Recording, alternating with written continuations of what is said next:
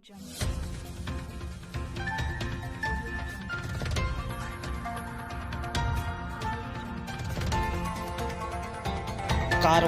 TV, हर पल आपके साथ। मेरा गांव ही मेरा खानदान है।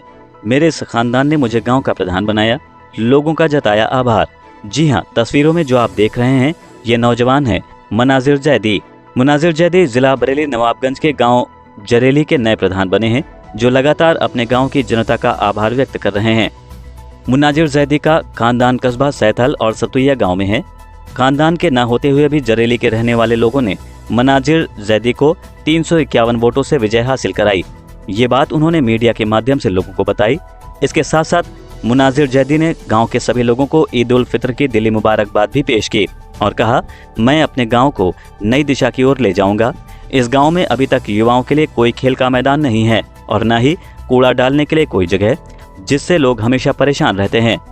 मुनाजिर ने कहा कि अपने गांव के लोगों की इस परेशानी को दूर करके मैं उनकी उम्मीदों पर खरा उतरूंगा। इसके साथ साथ गांव में कन्या पाठशाला और नौजवान और बुजुर्गों के लिए एक पार्क भी बनवाने का काम करूंगा।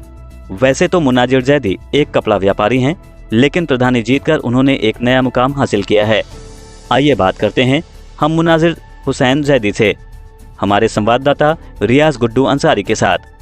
जी, सबसे पहले मैं नाम जानना चाहूँगा। अस्सलामुअलैकुम, मैं मुनाजिर जैदी, ग्राम जरेली, जिला बरेली, तहसील नवाबगंज का निवासी हूँ। तो क्या संदेश देना चाहते हैं गांव की आवाम को आप? गांव की आवाम को सबसे पहले ये जो हमारे लिए ईद आ रही है, ईद उल फित्र, इसकी सबको बहुत बहुत मुबारकबाद पेश करता हूँ। आने वाले टाइम में ये ईद हमारे लिए बहुत बड़ी खुशियाँ लेकर आए और ये जो वायरस चल रहा है, कोरोना वायरस, हम सबको इसके लिए बहुत बहुत ज़्यादा मेहनत करनी है। सबको बताना है कि इसके क्या नुकसान है, क्या फैक्ट हैं। ये जब तक हम बताएंगे नहीं, लोगों को समझ नहीं आएगा। कुछ लोग तो इतने समझदार हैं कि हाँ, वो समझ रहे हैं ये बहुत बड़ी बीमारी है, इससे निजात हमें कैसे पाना है, इससे हमें कैसे बचना है। तो मैं सब लोगों से यही अपील, यही विनती करूँगा कि 2 गज़ की दूरी, मास्क है ज़रूरी, और हमें गांव को भी बचाना है, अपने देश को भी बचाना है, अपने क्षेत्र को भी बचाना है। हम बचेंगे तो हमारा देश बचेगा, हमारा गांव बचेगा, हम सब बचेंगे और इंशाअल्लाह बहुत जल्दी हम इस बीमारी से निजात पाएंगे। सबसे पहले मैं ये जानना चाहूँगा कि आपको कितने वोट मिले और कितने वोटों से आपकी विजयी हुई? मुझे टोटल 664 वोट मिले। मैं विजयी हुआ 351 वोट से। क्या आपका परिवार भी यहाँ रहता है, खानदान परिवार? मेरा परिवार तो नहीं है। ये क्या कम है कि इतनी बड़ी सपोर्ट और वोट मुझे लोगों ने की है, ये मेरे परिवार से भी ज़्यादा है। इन्होंने मेरे लिए परिवार से भी ज़्यादा बड़ा काम किया है, बहुत दिल से किया है। जिसने भी किया है बहुत दिल से किया है, बहुत सपोर्ट की है।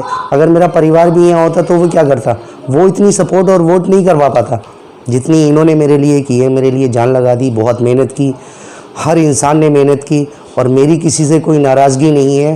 जिन्होंने मुझे वोट किया, वोट नहीं किया, मेरे सब भाई हैं, सबका काम करूँगा। और ये मेरी जीत नहीं है, ये इन सब की जीत है। बहुत बड़ा मेरे लिए ये खुशी का दिन है। गाँव को ही अपना खानदान मानते हैं? हाँ, मेरा गाँव मेरा ख़ानदान है।